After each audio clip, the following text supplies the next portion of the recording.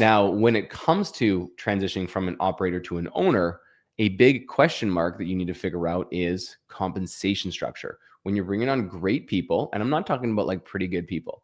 If anyone here has ever hired an A player, you know it, because an A player will take on initiatives and do things without you asking. And like you give them an inch and they'll come back with a mile, right? Like you give them a little bit of coaching and they'll give you a ton of result back. Versus like a B player or a C player, you have to really micromanage them. You need to tell them exactly what to do. If you tell them a little bit wrong, like they'll do it wrong. Versus an A player, you tell them a little bit wrong and they'll do it right and they'll correct you and they'll update the process along the way. Welcome to the Painter Growth Podcast, where we help you scale your painting company in record time. Join us as we explore sales, marketing, hiring, finances, leadership, and more, everything that you need to know to scale and grow your painting business. I hope you enjoy and subscribe. What's up, everyone? Mike Hickman here, founder of paintergrowth.com, and you're listening to a solo Painter Growth podcast. Really excited to chat with you today. I'm feeling inspired today. I am feeling inspired to help you transition, not that kind of transition, but transition from an operator to an owner. So whether you're an operator right now, meaning like either you're on the brush or you're running your crews, or you're still doing sales, you're working in the business, right? Believe it or not, doing sales, doing estimates, or running marketing campaigns, that's still working in the business. We want to be working on the business. We want to be thinking strategically. We want to be working on, CEO type stuff, scorecards, strategic initiatives, vision building, leadership. These are the types of things that we want to be working on as the owners, as the CEOs, as the leaders of our businesses. But the longer that we are stuck in our ways of producing, either with your, like by yourself or through people, and you're still responsible in general for production and sales, you're still working in the business, right? And you're very much an operator. Even if you're off of the tools and you have a production manager and you have a sales rep and you're managing them, you're still working in the business more than you think, right? You're still answering some phone calls. You're still getting, visiting site. You're still training your painters.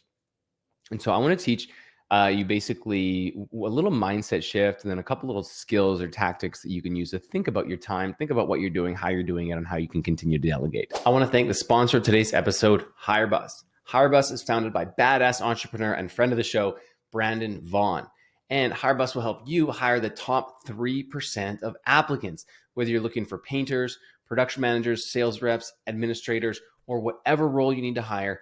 HireBus makes it super easy by handling the entire sales cycle and just sending you the top 3% of candidates.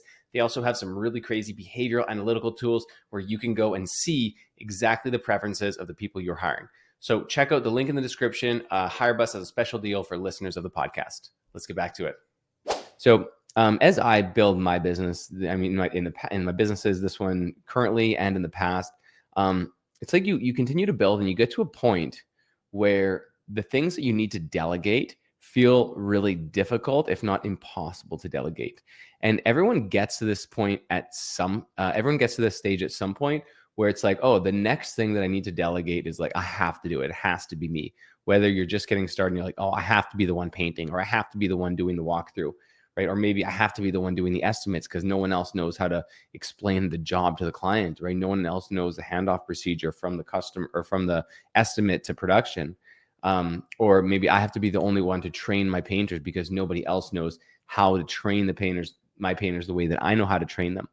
Or you could kind of just keep on going on as the business gets bigger and bigger and you have more people. It's like, oh, I'm the only one who can do this, right? And so the reason why I'm thinking about this is because I'm looking at my calendar this week, personally, and over the last few weeks, and I've just been absolutely slammed busy.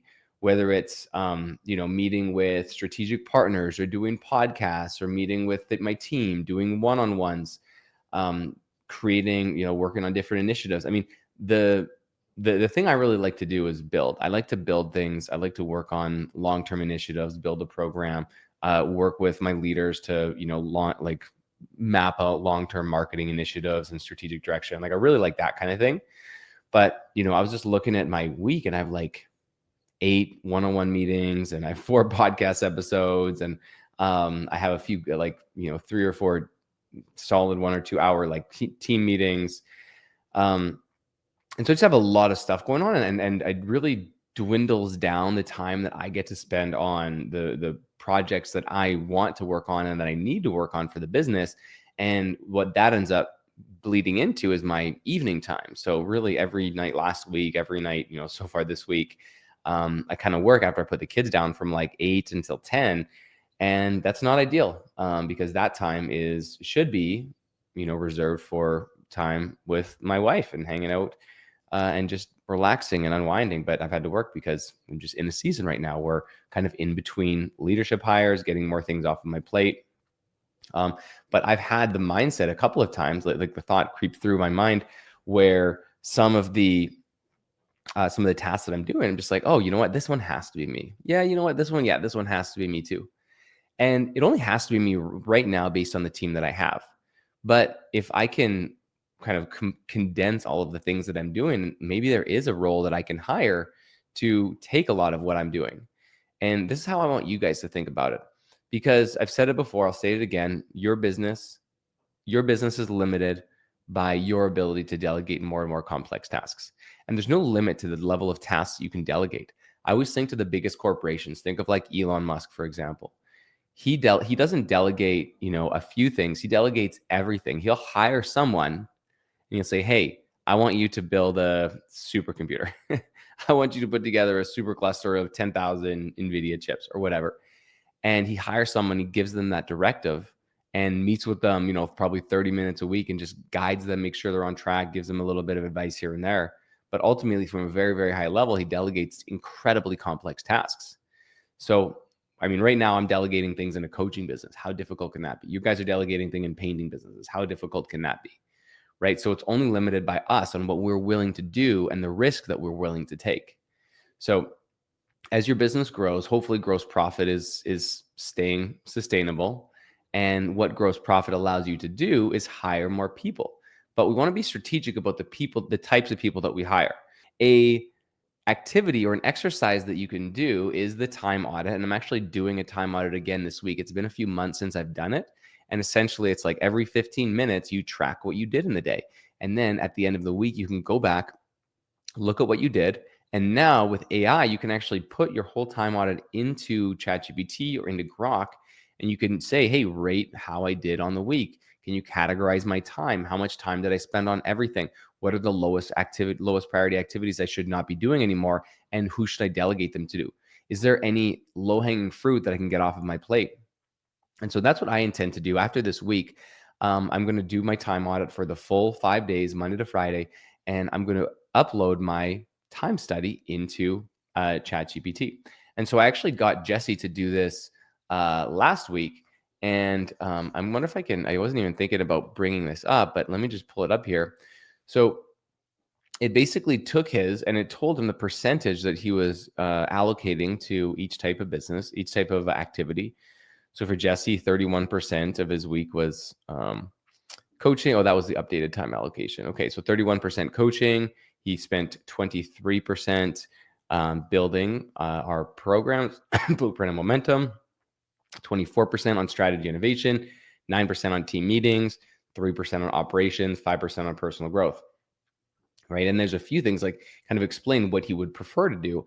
And essentially Chat helped him restructure his time, show him what he needs to delegate. So maybe not next week, but in a few weeks, as he puts the systems together, he can delegate some of those lower priority activities and get his time back.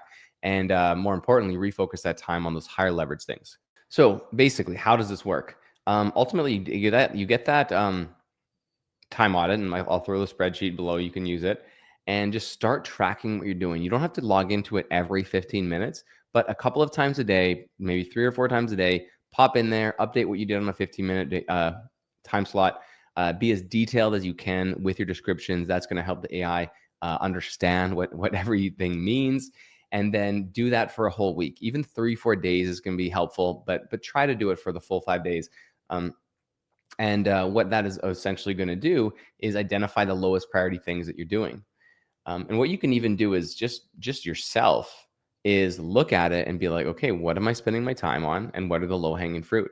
And my guess is that you're going to be able to pick 3 or 4 really low hanging fruit things that you don't need to be doing anymore that's going to save you time. So that's number one in terms of saving time. The next thing is going to be figuring out if there's a role that you need to hire to save a lot of your time, right? And this is really when we talk about transitioning from an operator to an owner. It's all about getting out of the operational things, whether it's picking up checks, talking to customers, scheduling jobs, whatever it is. It's like we can actually put names to these tasks, figure out how many hours we're spending on these each week and each month. And then once we have enough tasks, we can take all of those tasks and put them together and see if we can find a role, either a part-time role or a full-time role. We can even look at outsourcing a lot of these things with a virtual assistant. We've talked about virtual assistants before on this podcast. You guys know what they are by this point. You can hire somebody overseas for $1,000 to $1,200 per month, and they can be a full-time back office admin for you and handle all of the behind-the-scenes work, from the phone calls to the lead calling. And so what you need to do is, as your business grows, as your time continues to get swallowed by different types of things, right? At the start, it's going to be production sales, and then it's going to be managing and leading. And as you continue to do more difficult things, you're still going to get busy. You're still going to be busy. It's like when you delegate all production, it's not like all of a sudden you're not busy, but you find more things to do. And then you need to continue rinsing and repeating and doing the same exercise, continuing to delegate over and over, because that's how businesses grow.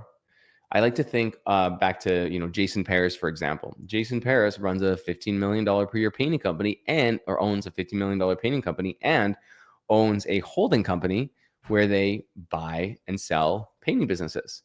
And you think about this, not sell, I guess just buy. Imagine if you were buying a painting business. You would probably do the due diligence yourself. You'd look through the financial statements. You'd talk to the owner. You'd do everything that you needed to yourself so that you could see if you're doing a good job investing your money, right? Now, Jason's companies buy painting companies without his approval or even knowledge anymore. That's the level that he's got his business to. That's what's possible with delegation, right? But he's done that because he's surrounded himself with a really good team. And one of the secrets that he's done, and he told me this, he hired really, really good people way before he was ready. So he actually hired a visionary and an integrator for his company when he was just doing $1 million a year in revenue, which I know some of you guys doing way less than that might be like, $1 million the goal, but it's not a huge business. It's 8 painters, pretty small company. And he hired 2 6-figure roles. Could he afford them? No, but he traded all of his profit to hire 2 people because he had the vision of forward thinking. He could see not just 6 months down the road, not just 1 year, but he could see 3, 5, 10 years down the road. And he's like, I need to get out of these positions so I can work on these other things. And so he hired a visionary and he hired an integrator, and they scaled his painting business for him, right? And then that allowed him to start the holding company. And now look where they're at with Olive Holdings and Paris Painting. Now, when it comes to transitioning from an operator to an owner, a big question mark that you need to figure out is compensation structure. When you're bringing on great people, and I'm not talking about pretty good people. If anyone here has ever hired an A player, you know it, because an A player will take on initiatives and do things without you asking. And you give them an inch and they'll come back with a mile, right? You give them a little bit of coaching and they'll give you a ton of result back, versus a B player or a C player. You have to really micromanage them. You need to tell them exactly what to do. If you tell them a little bit wrong, they'll do it wrong. Versus an A player, you tell them a little bit wrong and they'll do it right, and they'll correct you and they'll update the process along the way. So there's 3 components to a compensation structure that you need to consider when, let me go 4 components to a compensation structure. I added a bonus one there. When you're considering trying to bring on an A player and try to pay someone. Because if someone comes in and they're like, yeah, I want $150,000 a year. And you're like, oh man, there's no way I can make $150K. My business barely made $150K last year. How am I supposed to pay my whole net profit? Right? Well, okay, let's figure this out. The first part is going to be salary. So base salary. What is the minimum amount that they need as a base to stick with you? So if they want to make 150, let's say, all right, I'm going to give you an $80,000 base. Okay. We're going to get up to $10,000 a quarter based on bonuses. So based on specific key performance indicators, KPIs, that if they were to hit those KPIs, you would be more than excited to pay that bonus. So for example, a salesperson, if you're bringing on a salesperson, they want to make a $10,000 per quarter bonus, and you make the condition that they need to sell $250,000 a quarter, so $1 million a year, to make that $10,000 bonus. You're like, man, if he sold $250,000 a year, I'd be $250,000 a quarter, $250K a quarter. I'd be so stoked to pay that, right? So make a KPI, make a bonus on a number that you would be happy to pay for. If they were to achieve it, it can be difficult. Bonuses aren't supposed to be automatic. Bonuses are supposed to be earned based on good performance.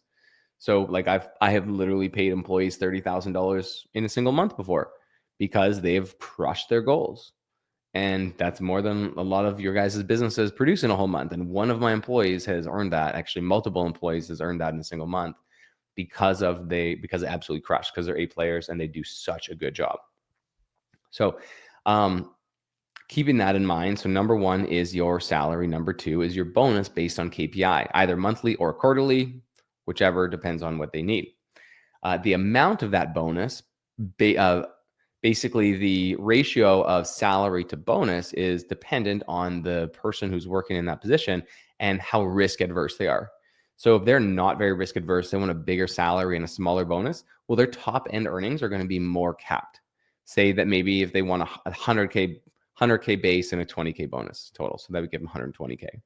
But if they want higher risk, I mean, easier for the business, maybe it's an 80K base with a 50K bonus. So now this goes from 80K to 130K.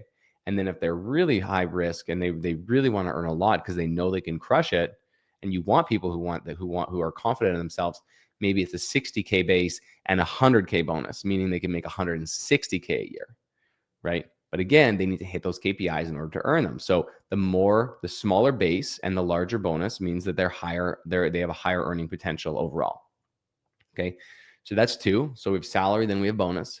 Then the third one is if you're really cash strapped and you have someone who you see as someone who can be a really integral part of your business, is equity, meaning giving them a part of your business for performance.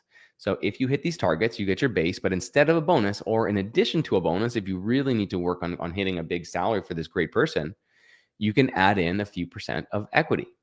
And it doesn't have to be crazy. Like, you don't have to give someone 20% of your business, but giving someone between 3 and 5% early on can be a really, really valuable thing. If you future pace your business and say in 3 years, your business is going to do $3 million, and at a 20% net profit, that's 600K, and at a 5x, 5x multiple, that's a $3 million valuation.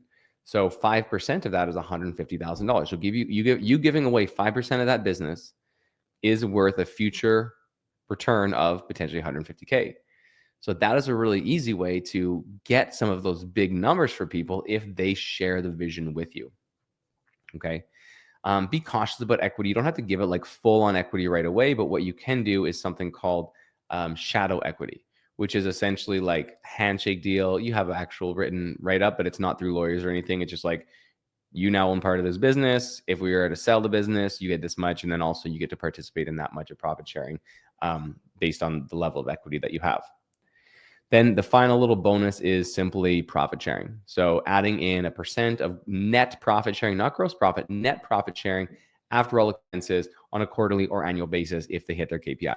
So that's some ways to de-risk. So you have the salary, you have your bonus, you have your equity, and then you have profit sharing, and you can create any combination about that. The thing about compensation model and deal structure is that you can be incredibly creative with them on whatever makes sense. And there's very few rules, just whatever you guys can agree on that feels like a great win-win for both parties.